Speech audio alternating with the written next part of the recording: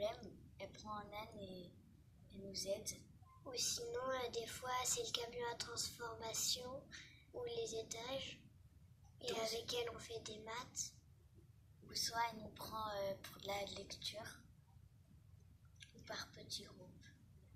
Elle est une personne qui est ressource pour nous. C'est-à-dire qu'elle vient, elle observe dans les classes et du coup, on peut lui poser aussi des questions sur les enfants qu'elle a observés et nous, lui demander de l'aide pour des enfants qui nous posent question.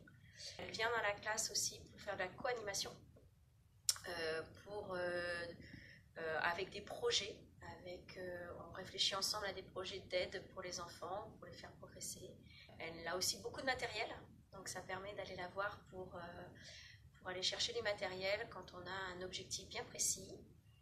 Elle nous aide aussi à analyser, on a toutes les évaluations nationales de début d'année, donc à les lire, à les comprendre, à faire des groupes de besoins, à répondre toujours à nos questionnements. Pascal, elle vient aider les enfants comme nous, par exemple, à essayer de lire, à écrire quand on n'y arrive pas et qu'on a des difficultés. Le dispositif Ulysse, c'est un endroit pour les personnes qui ont des troubles ou des troubles mentaux, des personnes qui ont besoin d'aide pour faire des choses, des enfants qui ne peuvent pas faire des choses aussi. Voilà. Le dispositif Ulysse, c'est par exemple pour les personnes qui ont un handicap à faire des choses, des fois qui sont visibles et des fois non visibles. Et ils ont besoin d'aide pour obtenir leur objectif et pour rattraper leur retard qu'ils ont sur nous. C'est-à-dire, il y a des enfants qui n'arrivent pas à articuler, n'arrivent pas à lire, à écrire et tout. On prend beaucoup de temps à travailler, quelques-uns, mais quelques-uns qui travaillent très vite.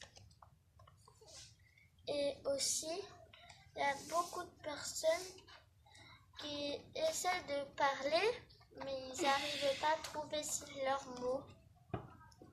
Et aussi, quelques-uns qui font du bruit quand on parle ou quand il y a trop de bruit, quelquefois quelqu'un peut être gêné ou ça peut être en colère. C'est pour aider les personnes. Alors en début d'année, Valérie, en fonction de l'âge, met les enfants dans les classes d'âge et après on les accueille dans les classes puisqu'ils appartiennent à notre classe. Donc on les accueille le matin, souvent matin et soir. Et puis à d'autres moments, selon les besoins, Valérie les emmène dans le dispositif pour travailler des notions particulières. Et puis quand ils sont prêts aussi à travailler avec notre classe, certains apprentissages, ils reviennent dans notre classe à certains moments, par exemple en sport, par exemple en questionner le monde. Mais c'est toujours un travail avec Valérie pour qu'on puisse être au plus proche de leurs apprentissages pour les aider davantage.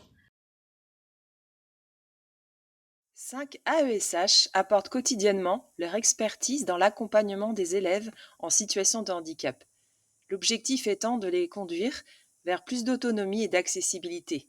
Et comme ce qui peut servir à un élève peut profiter à tous, toutes les classes de l'école adaptent l'environnement des élèves en proposant des espaces de travail différents, des éléments favorisant la concentration ou le bien-être.